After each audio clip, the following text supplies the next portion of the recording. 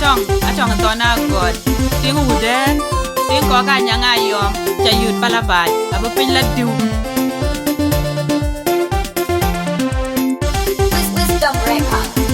ting dio dio diori yum chide diori karapa nyana duang en ye diaga duang Una chenye golma, tawenge dwi ngajir bunum chine jama.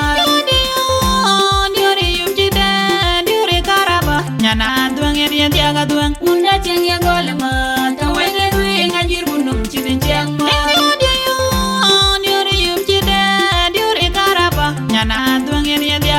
Una chenye golma, tawenge dwi ngajir bunum chine jama. Dengde wana mikade, tangre mepala kulgure mungir palaba. Itege mikade, geka chingera ye ching kini den. Unda kuto paradise cheno chepani den. Titulinde inke maro bane bany. Romantika esa chini pura bane albio. Achinduru bachini chenga ba memting. Undita ye jol ye queen silane pancheng queen. Nyani jadi chuku ba mere queen siyama. Ye pancheng Panele der wayeti ginyir ka dung nearby ugu titu bany.